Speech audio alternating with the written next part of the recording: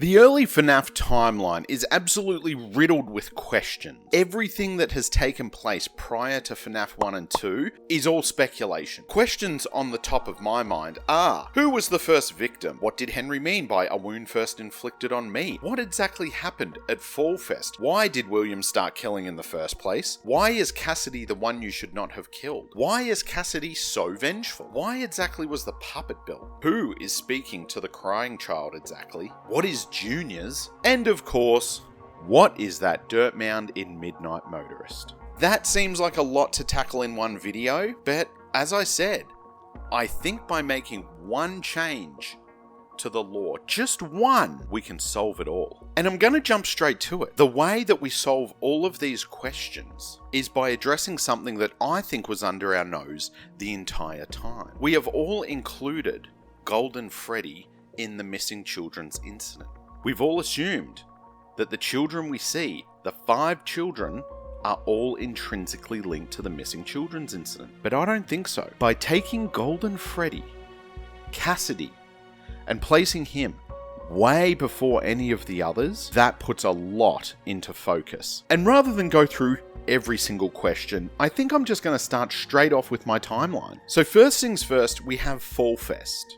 And I believe that Fallfest ran from 1970 to 1983. What we know about Fallfest is that it's surrounded primarily by these big pine trees, similar to the ones we see in Hurricane, and similar to the ones we see in Midnight Motorist. Fallfest seems to take place clearly in some sort of clearing, and there's a lot of themes surrounding fire. So Fallfest being burnt down, or the animatronics being burnt, fire, something to do with fire. And so in my timeline, 1970, Fallfest begins. William has these felt suits that he uses. He's got the bunny that he wears and several others, the ones we see in Security Breach Ruin, and these are used as children's entertainment mascots. When 1983 rolls around, William has entered into a venture with Henry, and they start up right next to where Fallfest takes place, Fredbear's Family Diner. In doing so, Henry, the genius, invents the animatronics, the Springlock suits. He creates the Freddy suit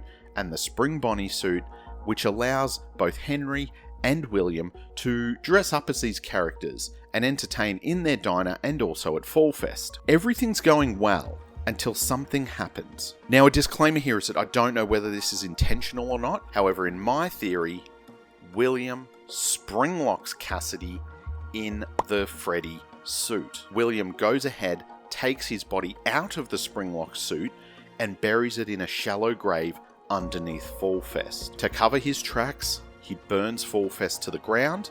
Cassidy is presumed missing, and his body is never found. And as we've learnt in the novels, if the child's body is not found, they cannot fully move on. And so a rage, a vengeance builds within Cassidy against the one who killed him, against William, and his soul is intrinsically linked, as we see with Andrew in the novels, to William Afton's. William Afton is fascinated by this.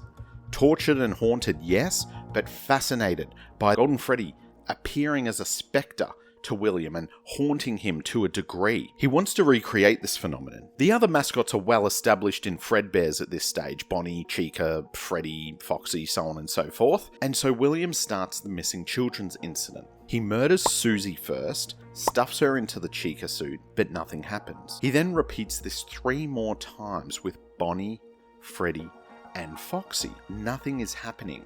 Because once again, as we've seen in the books, souls are just bouncing around. They have no guidance. They're just hanging out as ghosts in Fredbear's Family Diner, thinking everything's normal. One of William's children has witnessed one of the murders. In my opinion, the crying child actually witnessed Cassidy's death. He saw Spring Bonnie springlock Cassidy in the Golden Freddy suit. That's why in the cutscenes he is afraid of Spring Bonnie, and furthermore, why he's actually afraid of the animatronics. Michael Afton, the crying child's brother and William's other son, he plays his ultimate prank. He takes the crying child, places him into the mouth of that same animatronic Fredbear. Crunch, we get the bite of 83. The crying child falls into a coma in hospital. He doesn't die in the Fredbear suit, but because of the agony and trauma of what he's experienced, his soul, like many others, is just floating around. Cassidy sees this, and similar to the relationship between Andrew and Jake in the novels, Cassidy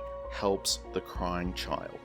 He says to him, "I will put you back together." He knows that he is a broken soul, and he takes him on board as part of the Golden Freddy. And as you can see, this is already answering a lot of questions that I mentioned at the beginning. But to go a little bit deeper, I'm going to bring up Midnight Motorist. After the death of William's son, the missing children's incidents, they shut down Fredbear's. They put an end to it all, and it closes. But it starts up again as Junior's bar. He's angry at Michael for what he did to the crying child, and he keeps him locked in his room a lot of the time. He has a hatred towards him. However, Golden Freddy, possessed by the crying child, and Cassidy, is appearing to Michael in his room. He wants him to find Cassidy's body. Once again, similar to the relationship we see between Andrew and Jake in the novels, the Fazbear Fright, Stithrache Stingers. So that's what I believe we're seeing in Midnight Motorist. I believe it's actually Michael breaking out of his room, and I believe it's Golden Freddy appearing to him at the house. That's the footprint we see. And this is possible because this is well within the powers of Golden Freddy. We even see it in the film where Golden Freddy appears at the Schmidt house. He's gone to that place again. Michael is being lured to the Fallfest site to try and find the shallow grave, to try and find Cassidy's body so that he can be free and move on. However, he never does find Cassidy's body because, once again, as we've seen in the books, I believe that William takes Michael and starts performing the nightmare hallucinogenic gas experiments on him as further punishment. From there, everything takes place as normal. We get FNaF 2, FNaF 1, FNaF 3, FNaF 4. Everything takes place as per normal in the video game series, including but not limited to the death of Charlotte Emily. I believe that they start up the Freddy Fazbear location, and Henry builds the security puppet so that no more children are lost, no more missing children's incident, and no more missing children. This put a stop to William's experimentation until he opportunistically saw Charlie out the back of the Freddy Fazbear's location. He killed her, left her in the alley. The puppet came to save her, and that's when her possession takes place. So in my mind, that explains Midnight Motorist, that explains Juniors. I mean, that explains who is speaking to the crying child, putting him back together. That explains why the puppet was built. It explains why Cassie is so vengeful. It explains why Cassidy is actually the one you should not have killed. It even explains why Susie says, "I was the first, I've seen everything." To me, it actually explains what happened at Fallfest and why we have the pine trees and all the fire elements. It explains who the first victim is. In fact, I just thought of this now and looked it up.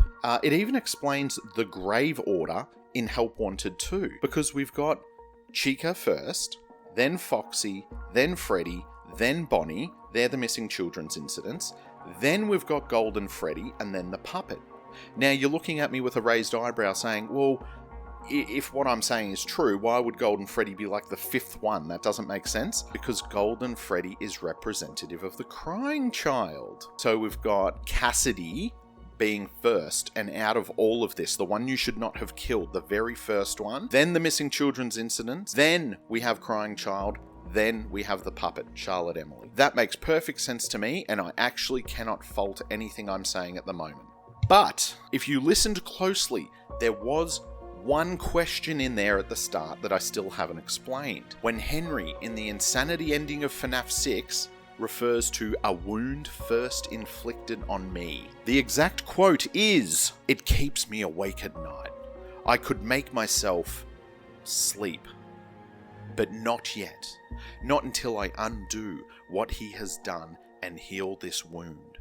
A wound first inflicted on me, but then one that I let bleed out to cause all of this." Now, breaking that sentence down, the first half, making myself sleep, refers to the Silver Eyes series, where Henry couldn't take the pain of losing his children, and he built a robot to Harikari himself. However, the second half, how would the death of Cassidy be a wound first inflicted on Henry? Think about it. I'm just going to give you one moment to think about it. Have you put it together yet? Because let me tell you, in every other iteration that we see Henry Emily, what does he have? He has multiple children. In the Silver Eyes series, he has twins, Charlotte and Sammy. And it always seemed out of place to me, this weird twin named Sammy that gets referred to, there's images of and pictures of, but we never see Sammy. We think Sammy died, but then it turns out Charlie's actually the one that died. So where is Sammy? It never gets explained and it always seemed really out of place. Second to that, our Henry stand-in in the FNaF movie has multiple children. He has Mike, he has Garrett, who is actually being rumoured to be the puppet, and then it's actually never explained whether Abby's his child. We're presuming as much, but either way, multiple children. So it stands to reason for me that there is grounds to say Charlotte Emily is not the only child of Henry Emily. I believe that Golden Freddy, the first victim in this series, is Cassidy Emily. That's a very bold note to leave you on. I can't find many flaws with it, and because the early timeline is all speculation, it's a lot of fun to think about. If you can find any loopholes in this, I encourage you to comment down below and let me know. But right now, I'm thinking it's pretty solid. Thank you all so much for watching, thanks for sticking with me, and I will see you in the next one.